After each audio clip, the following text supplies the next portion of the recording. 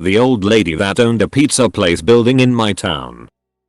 This is a funny pro-revenge story about how an old lady screwed her over entitled children. The actors in this story are old lady, OL, owner of the building. She is 80 plus years old and has an apartment in the same building as the pizza place. Pizza owner, PO, owner of the restaurant and good friend of OL. Super entitled son, says. Take note, this guy is 50 plus years old and one of the 3 old lady's sons. They all are entitled and made a huge fuss, but says was the worst. A bit of background. In my town there is famous pizza restaurant. It's in a prime spot and always busy. I have known the PO since I was a kid and I know he makes tons of money from the restaurant. He have told me that he makes between $2,000 to $10,000 in profits each day, but he did not own the building and have wanted to do it since he started renting. OL always refused to sell, no matter the offer, and trust me, she has received huge offers. The story. This happened over a year. The OL received an offer from a bank for the building. Everyone in town learned about because the offer was for over $1 million. This is an incredibly high amount in my country. Of course the old lady refused to sell. Here comes entitled kids. Apparently all 3 learned that their mother got this massive offer and because she is getting old they wanted her to sell to move her to a retirement home. Since then they have been insisting on her selling, that it's the best she is going to get and it would be the best for them to get that much money in their inheritance. Apparently this pissed the OL so much she went behind her children back and offered to sell the place to PO for a fraction of bank's offer. From what PO told me, she sold him the building for about $280,000 with the clause that he is not allowed to tear it down while she lives and that she is allowed to live in her apartment until she dies. PO agreed to the terms by OL and bought the place. OL made sure to have a doctor and a lawyer check her to make sure they got all the legal stuff indicating she was sane and what she was doing was on her own will. She was preparing for the storm that was coming and covering PO from the wrath of her entitled children. Boy was she right. A week after the purchase was complete and PO became the sole owner of the building, OL oldest son showed up to the restaurant in the middle of dinner on a busy Sunday demanding to speak with PO. From other people's testimony he started yelling that PO was a scammer and that he took advantage of an old lady and he was going to be sued for all he had. And PO responded that he bought the place and that says mother was the one that offered to sell the place to him. Says stormed to the VOL apartment and began yelling to his mother. The other 2 sons were behind nearby yelling as well. That he was going to take PO to court because he took advantage of an old lady and she was going to say in court that all was true. He even threatened PO that he was going to kill him for what he did. Someone called the police and they handcuffed Says. This is where it get better. OL told Says and her other 2 sons that they were getting nothing out of her even on her death. She have already donated 80% of all her money to a charity and whatever she had left when she dies was going to the same charity. Sadly I was not there, but I would given anything to Says and his brothers when she told them to suck it. OL is still alive and well. PO is renovating the place, making it larger and nicer. Says got a restraining order to be at least 100 meters away from both PO. Shitty landlord and housemates get their share of crap. Back in my uni days, I lived with 2 crappy housemates, A and M. When we initially moved into our property, it was a complete mess. I mean, we could not access one of the rooms because it was full of crap from the previous tenants. An old rusted bicycle, lots of stained linen, dirty clothes, shoes and lots of other random crap. A and M decided to take the other 2 rooms. They arrived a bit earlier than me and left me to clean up the mess. The year was quite eventful with A's girlfriend moving in and refusing to split the utilities fairly, and M consistently being late in paying his share, thus resulting in a couple of utility disconnections which ended up costing us more to reinstate. At the end of the year, I moved out earlier than them too, and cleaned up my room and all the common areas. I videoed all this with a newspaper of the day to prove the date, and sent it to my landlord, LL, expecting my full deposit back. 2 weeks later, A and M move out, and predictably leave all their crap in my room and leave the common areas completely dirty. LL decided to withhold our full deposit, stating the mess my 2D headmates left. Now during the year, I was in charge of communicating with LL, and therefore A and M did not even have his contact. I informed them of the deposit being withheld, and they started complaining about me being the bad guy. You know, because all the crap was in my room. I emailed them the video and told them I will be taking them to court to get this sorted out. This seemed to scare them and they ended up sending me my full share of the deposit. I was still not done with LL, as we had severally requested him to clean the place prior to moving in. He was however reasonable, so I decided to call him and sort out this issue. I told him about the mess prior to us moving in, and him withholding our deposit was not fair on us. He started laughing and told me to show him proof. I knew he got me. Around this time, I was preparing to rent another apartment myself, and after completing the paperwork and paying the deposit, I got an email from a deposit protection scheme informing me of the deposits that they held on my behalf. I decided to look further into it and realized that landlords by law were required to pay the deposit into a protection scheme. The penalty for this was 3 times the amount of the deposit. I called LL again and asked him for the deposit scheme documentation. He started sweating it and told me he will send me the full deposit back immediately. I told him I wanted 3 times the amount or I am taking him to court. He asked me to meet him at the house, and after some back and forth, we settled on 2.5 times the total deposit on condition that I don't take him to court and that he does not inform A&M about this little settlement. So I ended up with 3.5 times my initial deposit, and 12 years down the line, A&M are none the wiser. Management busted.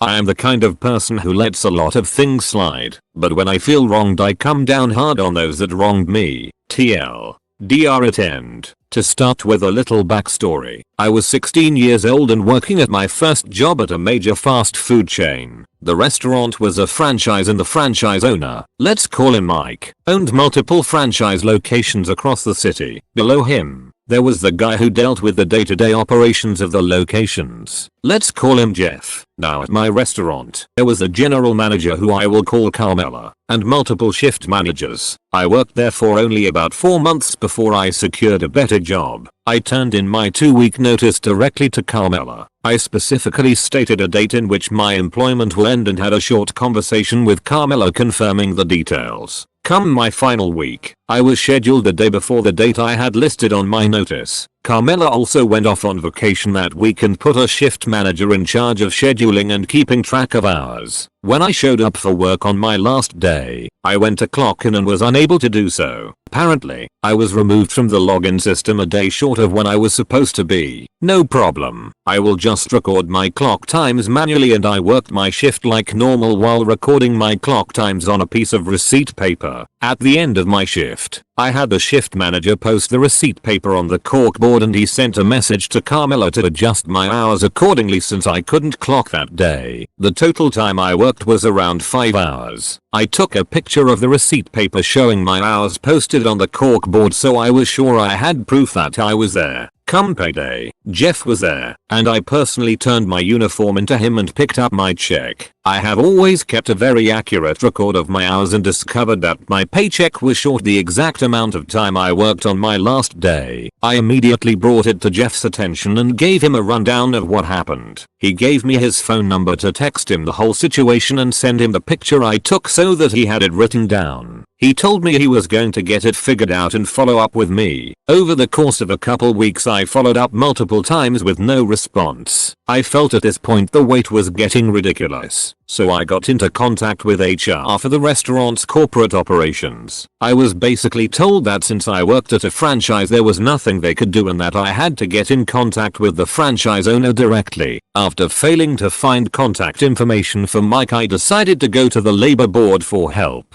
The labor board informed me that since they did not pay me in full for the hours worked, I was entitled to back pay of 8 hours every day they did not pay me up to 30 days. The labor board opened a case and immediately started attempting to contact the franchise owner to no avail. Eventually they sent a letter to the franchise owner's home address directly, and I received a call from Mike on a Friday asking me why the labor board is going after him. I gave him a complete rundown on everything that happened, and he told me that this was the first time he had heard about the situation. We arranged to meet at the restaurant a few days later. When we met, we had a very open conversation on my time there. I told him everything about issues that were arising with managers all the way to not being able to clock in on my last day. At this point, if the labor dispute went to court, he would be looking at thousands of dollars in back pay due to how long it was taking to get it sorted out. We agreed to settle it for around $500. I felt on top of the world because my missing wages was only $45 or so. I visited the restaurant a few weeks later and found out that since the case was settled, a lot of things changed. Come to find out, Carmela and Jeff were hiding the case from Mike by destroying the letters and not responding to the calls from the labor board. They also were preventing contact with Mike by removing his contact information from the break room and refusing to make it available to employees. Mike fixed all of that by permanently posting his information in the break room, and even set up a 1-800 number that he posted behind the registers so that if any customers had complaints, they can submit a complaint to him directly. I'm not sure what happened with Jeff and Carmela, but I know the management was rearranged due to the issues I brought up with him in our conversation. Evidently, my new job was at a major drugstore chain that Carmela used as her pharmacy. A few months later, while I was working, Carmela came in and noticed I worked there. Shortly after, I found out from the pharmacy department that she started going to the pharmacy of another location. TLDR. I was missing 5 hours on my final paycheck. I went to the labor board, and after bringing that and other management issues up the franchise owner, he completely overhauled his management structure. I got my asshole Albanian neighbors deported after ruining our neighborhood. Near my university town there is a house with a bunch of Albanians that are always coming in and out. I'm not exactly sure what is happening there, but these guys are annoying AF. The man who lives there, his name is Abner. He always blasts Albanian rap music at 3 AM and we tell him to stop, but he never does. They have wild parties frequently and their Albanian buddies block my parking space, preventing me from going to school and work. One wild party started a small fire which my roommate had to put out at 4:30 AM with a fire extinguisher before it could spread. Another incident saw our fences covered in condoms filled with ketchup and burnt Barbie doll heads on sticks. These guys were extremely nationalistic and would wave around Greater Albania flags and harass my Serbian friend for nothing other than being Serbian. They've covered up every street sign and flagpole with Greater Albanian leaflets and even painted the sidewalks with Albanian flags. We thought about reporting them to the university. To deal with it would be a long and painstaking process that would result in no action, so we decided to report them to immigration authorities. I knew that at least 2 of them were illegal immigrants because they bragged about how easy it was to get here. I called the immigration authority and made an anonymous report for suspected illegal immigrants. Turns out 4 of the 6 residents, but not Abner, unfortunately, were illegal immigrants. All 4 of them were banned from ever entering my country again and lost their ability to study at the university. They also had all their items confiscated, and last I heard they're back in Albania with nothing left. Abner eventually couldn't afford to continue paying for the house, so he ended up selling it to some rich Romanian, which is fine because he's rarely ever here, and when he is he's pretty chill. Mess with people who have dwarfism and I'm around, then you'll be messing with my friends and me. Yesterday I went kayaking with some friends. Whilst on the river we seen a woman who was obviously a small person. After about 2 miles we finally took a break on a shore to answer nature's call and drink a beer. Well, after about 10 minutes of sitting there I noticed that a kayak was empty and floating down the river. And about another 5 minutes passed before I seen the woman swimming, trying to catch up. I sprung into action, swimming out, grabbing her, and bringing her ashore. If I didn't do that then she would have wound up going through some rapids. Since I have kayak loads in my life in the Boy Scouts, I had no issues with taking on another person in my one-seat yak. I started talking to her to find out what had happened. I'll call her Bethany from here on out. I was immediately thinking she was just too small for the boat to stay balanced out, and it flipped. Nope. She started talking about a group of men that has been harassing her the entire way, asking her if she floats easier because she's a midget, and saying many other mean, just unruly things. They eventually got close enough to flip her kayak over, telling her that she needs to swim to catch up to it. We floated another 7 miles before we got to the end of the line and pulled the kayaks up to the dock. I sent my bubbly female friend over to talk to the group after Bethany pointed them out. Since they're nothing more than assholes, they went straight to asking for her number and hitting on her about how good looking she is in her bikini. She started asking if they seen the midget on the river, to which they started laughing and told her what they had did. I was close enough to hear it myself. After she got that information, I sent her boyfriend over to start talking about cars with them. They started talking about their Sleeper Civic and how they just got a new paint job to make it purple. That's all the information I needed. I told my friend to keep them busy with car talk. This is where it starts getting good. I then ran to the parking lot with another friend to search down this car. After I had found it, we started taking off its two front tires.